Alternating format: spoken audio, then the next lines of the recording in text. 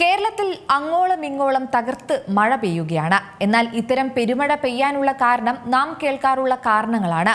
ന്യൂനമർദ്ദവും ചക്രവാത ചുഴിയും ഈ പേരുകൾ തന്നെയാണ് പലപ്പോഴായി കേൾക്കാറുള്ളത്. അപ്പോൾ എന്താണ് ഈ ന്യൂനമർദ്ദമെന്നും ചക്രവാത ചുഴിയുമെന്ന് ചിന്തിച്ചിട്ടുണ്ടോ?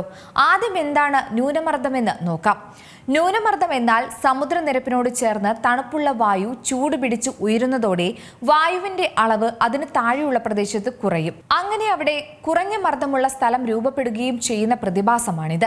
അങ്ങനെ ഈ പ്രക്രിയയിലൂടെ മർദ്ദം കുറഞ്ഞ സ്ഥലത്തേക്ക് ചുറ്റുമുള്ള മർദ്ദം കൂടിയായ പ്രദേശത്ത് നിന്നുള്ള വായു വന്ന് നിറയും.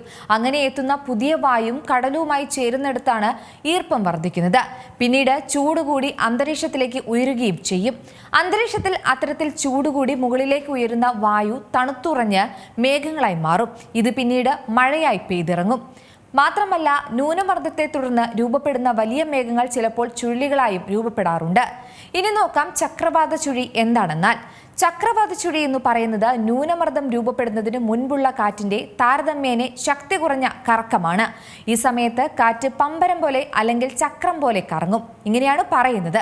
കാരണം അന്തരീക്ഷത്തിലെ മർദ്ദനത്തിലുണ്ടാകുന്ന ഏറ്റക്കുറച്ചിലിനെ തുടർന്ന് കാറ്റ് പല ദിശയിലായി സഞ്ചരിക്കുകയാണ്.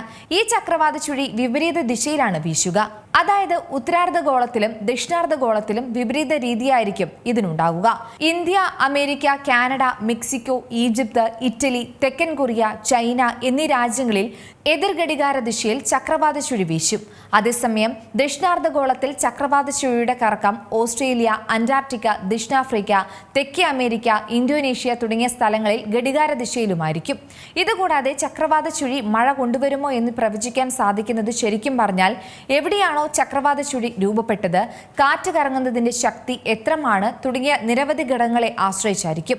നേരത്തെ പറഞ്ഞതുപോലെ ചക്രവാത ചുഴി ന്യൂനമർദ്ദം രൂപപ്പെടുന്നതിന് മുമ്പുള്ള കാറ്റിന്റെ ചെറിയ കറക്കമാണ്. എന്നാൽ എല്ലാ ചക്രവാത ചുഴിയും ന്യൂനമർദ്ദമായി പരിഗണിക്കണമെന്നില്ല എന്നാണ് വിദഗ്ധർ പറയുന്നത്.